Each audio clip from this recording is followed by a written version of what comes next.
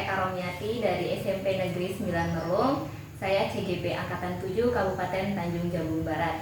Pada saat ini saya bersama Pak Sahril, Kepala Sekolah dari SMP Negeri 9 Nerung.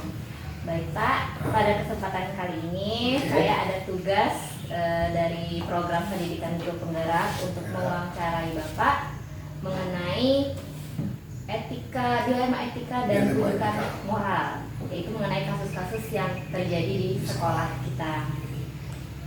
Baik Pak, saya mulai dari pertanyaan pertama ya Pak.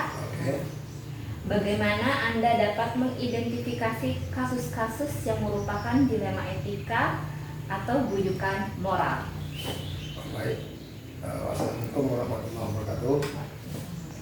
Baiklah, di sini saya akan coba menjawab apa yang ditanyakan oleh Ibu penggerak tadi, ada Ibu WK, yaitu ada dua pertanyaan untuk yang pertama ini. Pertama, dilema itu etika, ya itu tadi. Iya Pak. Nah, yaitu dalam mengambil keputusan, ya kedua-duanya benar dalam mengambil keputusan. Kemudian kalau rujukan moral itu dalam mengambil keputusan tadi ada dua juga, bisa benar, bisa tidak. Nah, keduanya itu mungkin tergantung dari segi permasalahannya tadi. Oke, bagus sekali Pak jawabannya. Sekarang bagaimana nih cara Bapak untuk memutuskan suatu permasalahan jika permasalahan itu sama-sama benar Pak? Baik, yang pertama masalah itu harus kita identifikasi permasalahan. Yang kedua adalah mencari solusi untuk pemecahan masalahnya. Yang ketiga adalah baru kita memutuskan yang terbaik dari masalah tadi. Oke, jadi saya tangkap Bapak, kita identifikasi dulu ya Pak ya. Kemudian kita beberapa pilihan solusi, terus Bapak tentukan solusi yang paling terbaik gitu ya Pak ya. Baik Pak, langkah-langkah seperti apa yang Bapak gunakan dalam menyelesaikan masalah tersebut Pak? Oke, jawabannya yang pertama adalah melihat terjadinya permasalahan. Nah, itu. Yang kedua adalah melihat tingkat kesalahan itu sendiri, besar, kecil, menengah. Yang ketiga baru memutuskan permasalahan itu apabila bisa diputuskan sesuai dengan tingkatnya tadi. Oke, saya simpulkan tadi kita cari penyebabnya dulu, ya, kemudian Bapak lihat dulu tingkatannya Pak ya. Kemudian baru bisa diputuskan. Kalau misalnya tingkatan rendah bisa langsung Bapak putuskan gitu Pak ya. Kalau misalnya tingkatan lebih tinggi mungkin akan ditunda terlebih dahulu. Oke, baik Pak. Adakah cara yang paling efektif menurut Bapak yang bisa digunakan untuk menyelesaikan masalah? Cara yang efektif, yang mudah gitu. Baik, untuk menjawab pertanyaan yang keempat ini, cara termudah untuk menyelesaikan masalah, yang pertama adalah kita berusaha dengan semampu kita untuk menyelesaikan masalah. Yang kedua, apabila masalah itu tidak bisa diselesaikan atau oleh kita sendiri, kita akan membawa teman sejagat untuk berdiskusi melihat terjadinya masalah. Yang ketiga adalah baru kita memutuskannya sesuai dengan tingkat permasalahan yang terjadi tadi. Untuk berikutnya kita hadirkan kedua permasalahan atau masalah yang terjadi itu untuk dipecahkan secara bersama-sama dengan pihak lain. Berarti bisa Bapak putuskan sendiri, tapi kalau misalnya itu yang lainnya Bapak perlu berdiskusi dengan rekan sejawat. Empat. Hal apa saja yang selama ini yang mungkin Bapak alami suatu tantangan tersendiri dalam menyelesaikan kasus tersebut? Mungkin ada kasus yang sulit nih Pak, yang dipecahkan. Oke, untuk kasus yang paling sulit atau yang rumit untuk diputuskan dalam terjadinya permasalahan, yang pertama adalah kita berusaha semampu kita untuk menyelesaikan masalah tadi. Yang kedua mungkin kita membawa teman sejawat untuk memecahkan masalah yang terjadi. Dan yang ketiga, apabila tidak bisa kita putuskan secara bersama teman sejawat atau masukkan dari teman sejawat lainnya, baru kita naikkan atau kita bawa yang lebih berwenang untuk menyelesaikan masalah tersebut di suatu instansi. Berarti kalau misalnya Seperti kepala sekolah. Berarti kita perlu bantuan kepala sekolah. Ya, iya betul. Ya. Dan lalu Terus, apakah Bapak mempunyai jadwal tertentu untuk menyelesaikan masalah atau langsung terselesaikan masalah pada saat itu juga, Pak? oh baik, untuk kalau masalah itu bisa selesai secara cepat apabila masalah itu kecil, bisa dipecahkan secara cepat. Kemudian kalau masalah itu besar, seperti terjadi pertengkaran seperti antara guru dengan guru atau guru dengan siswa, tentunya kan itu agak sedang gitu, karena itu tidak bisa kita langsung memutuskan untuk masalah tersebut. Dan yang ketiga adalah permasalahan demi permasalahan itu harus kita ambil dengan sikap sabar, tenang, dan tidak tergesa-gesa dalam memutuskan sesuatu. Oh ya, berarti yang saya tangkap tergantung tingkat kesulitannya, Pak, ya. Kalau misalnya permasalahannya kecil langsung Bapak bisa dia karena itu tidak gampang, itu artinya cepat diterima oleh yang punya kasus atau yang punya masalah. Tapi kalau misalnya tingkatannya sedang, berarti Ya. perlu beberapa kali pertemuan. Wah, Pak, pertemuan ya. 1, 2, 3 itu kan Sampai diputuskan yang bukan yang terbaik. Oke. Selama ini, adakah seseorang atau faktor-faktor yang mempermudah Bapak dalam menyelesaikan masalah mengenai kasus-kasus yang terjadi di sekolah? Oke, dalam menyelesaikan suatu masalah, sebetulnya di sekolah ini perlu kita ya bantuan atau saran atau masukan dari teman-teman sejawat seperti yang kita bisa diajak untuk mendiskusikan masalah tersebut. Nah, kemudian mungkin barangkali masukan dari teman sejawat tadi atau yang kita anggap bisa menyelesaikan masalah tadi bisa diterima atau kita sampaikan kepada yang menderita atau yang yang mempunyai masalah. Berarti rekan sejawat sangat sangat membantu ya. Soalnya apa? Kalau tidak masalah yang kita kembali kepada definisi masalah itu kan, masalah itu tidak bisa dipecahkan sendiri, harus ada bantuan dari orang lain, itu baru masalah. Tapi kalau tidak bisa kita pecahkan sendiri atau kita bisa pecahkan sendiri, itu bukan masalah. Langsung Bapak Bisa kita langsung putuskan itu.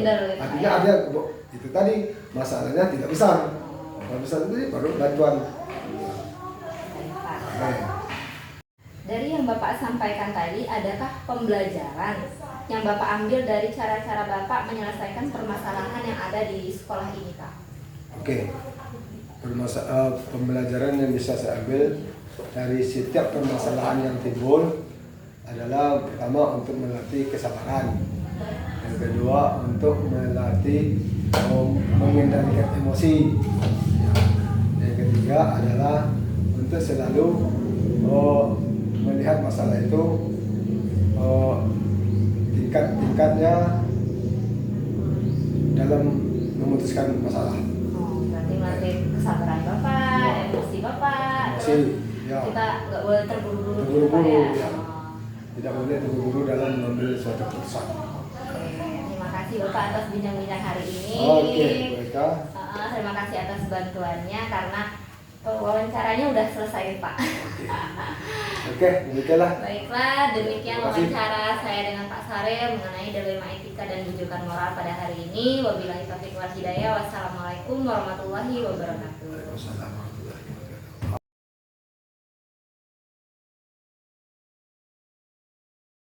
Assalamualaikum warahmatullahi wabarakatuh. Waalaikumsalam warahmatullahi wabarakatuh. Perkenalkan, saya Eka Romiati dari SMP Negeri 9 Merlung. Saya CGP Angkatan 7 Kabupaten Tanjung Jabung Barat. Pada saat ini saya bersama Ibu Nani Hartati akan melakukan demonstrasi kontekstual mengenai pengambilan keputusan berbasis nilai-nilai kebajikan sebagai pemimpin. Selamat pagi Ibu.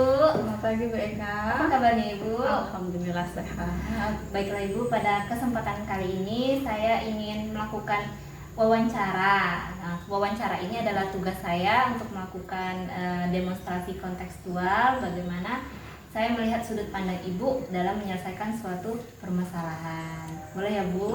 Boleh. Baik Bu, saya untuk pertanyaan pertama. Selama ini bagaimana Ibu dapat mengidentifikasi kasus-kasus yang merupakan dilema etika atau bujukan moral?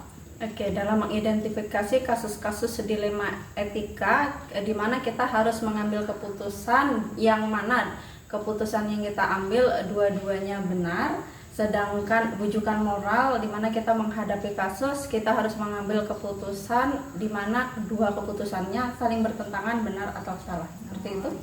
Baik Bu. Selama ini bagaimana Ibu menjalankan pengambilan keputusan di sekolah Ibu, terutama untuk kasus-kasus di mana dua kepentingan yang sama-sama benar?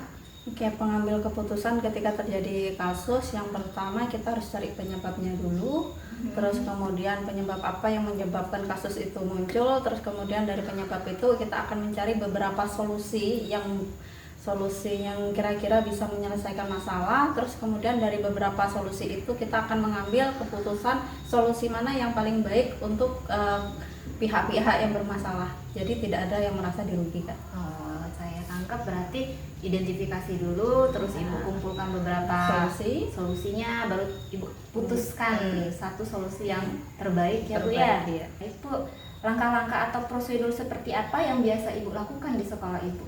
Oke, prosedur yang biasa kita lakukan di sekolah jika berhadapan dengan suatu masalah, yang pertama adalah kita mengidentifikasi masalah, apa sih penyebab masalah itu muncul.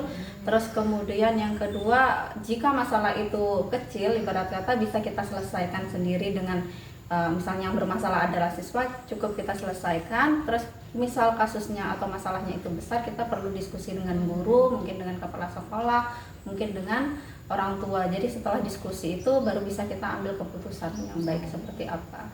Nanti kita cari penyebabnya, diskusi, lalu kita ambil keputusan yang terbaik. Baik Ibu, hal-hal apa saja yang selama ini merupakan tantangan dalam mengambil keputusan pada kasus-kasus dilema etika? Oke, dalam kasus-kasus dilema etika, tantangan terberat mungkin adalah bagaimana sikap kita berbuat adil dalam mengambil keputusan sehingga keputusan yang kita ambil itu tidak merugikan kedua belah pihak yang bermasalah. Itu menurut saya. Oh, jadi berbuat adil itu sangat sulit ya Ibu ya? Sulit karena kadang kita harus lihat satu sisi dengan sisi yang lain kan, gimana menyelesaikan, mencari jalan tengahnya. Oh iya, bagus sekali Ibu. Nah, apakah Ibu memiliki sebuah jadwal tertentu dalam penyelesaian kasus dilema etika atau Ibu langsung menyelesaikan di tempat gitu Bu? Oke, sebenarnya tergantung masalah yang kita hadapi. Kalau misalnya masalahnya cukup ringan, simple, atau ibaratnya tidak berat, cukup diselesaikan saat itu. Tapi kalau masalah yang kita hadapi bisa dikatakan lumayan berat, berarti kita perlu buatkan jadwal gitu. Jadwal kalau perlu diskusi dengan guru, jadwal diskusi dengan orang tua, berarti kan perlu dijadwalkan seperti itu. Jadi tergantung masalahnya. Kalau masalahnya kan ya langsung hari itu gitu kan. Cuman kalau misalnya perlu diskusi dengan guru atau orang tua, berarti kita perlu penjadwalan. Berarti yang saya tangkap kita lihat situasinya Bu ya, situasi masalah. Kalau misalnya ringan Ibu langsung selesai. Tapi kalau misalnya berat, itulah tadi diskusi sama orang tua dengan guru yang pasti membutuhkan waktu ya Bu ya. Nah, apakah ada seseorang atau faktor-faktor yang selama ini mempermudah atau membantu Ibu dalam mengambil keputusan dalam kasus-kasus dilema etika ini Bu? Oke, dalam menyelesaikan kasus-kasus dilema etika ini pastinya ada. Yang pertama, kalau masalah di siswa gitu kan, masalah keseharian di siswa, pasti kalau mereka ada permasalahan, siswa itu adalah faktor yang membantu kita menyelesaikan masalah. Mungkin bisa siswa menjadi saksi kenapa ada masalah. Terus kemudian pasti diskusi dengan guru dan kepala sekolah. Yang selanjutnya orang tua yang kooperatif jika ada masalah gitu. Oh, berarti siswa, guru, orang tua, kepala sekolah, berarti semua elemennya Bu ya untuk membantu mempermudah Ibu. Nah, dari semua hal yang Ibu sampaikan, pembelajaran apa yang Anda petik dari pengalaman Ibu mengambil keputusan ini, Bu? Yang pertama pasti adalah pengalaman yang saya peroleh dalam menyelesaikan permasalahan ini adalah berbuat adil dalam mengambil keputusan, di mana keputusan yang kita ambil itu tidak merugikan kedua belah pihak, tidak ada yang merasa misalnya si A lebih disayang atau si B lebih disayang. Kita harus benar-benar bersikap adil, itu yang pertama. Yang kedua, pembelajaran yang bisa saya ambil adalah ketika terjadi permasalahan sebaiknya langsung segera diselesaikan, karena gimana ya, kalau ada masalah lebih enak biar lebih plong gitu kan. Oh iya. Itu menurut saya. Berarti pembelajaran Ibu ambil kayak cara melatih Ibu untuk berbuat adil Iya, gitu ya. berbuat Terus adil. kalau misalnya ada masalah Masalah cepat diselesaikan gitu, tidak biar menunda. biar tidak berlarut-larut masalah Iya. tersebut ya, Bu. Oke, Ibu, terima kasih atas diskusi hari ini. Ini sudah sangat cukup, sudah sangat membantu saya untuk menjalankan tugas demonstrasi kontekstual dalam pendidikan guru penggerak saya. Saya ucapkan terima kasih banyak ya, Ibu. Sama-sama Bu Eka, semoga sukses. Sekian diskusi saya bersama Ibu Nani Hartati mengenai pengambilan keputusan berbasis nilai-nilai kebajikan sebagai pemimpin. Apabila ada salah kata, saya mohon maaf. Wabillahi taufiq wal hidayah. Wassalamualaikum warahmatullahi wabarakatuh. Waalaikumsalam warahmatullahi wabarakatuh.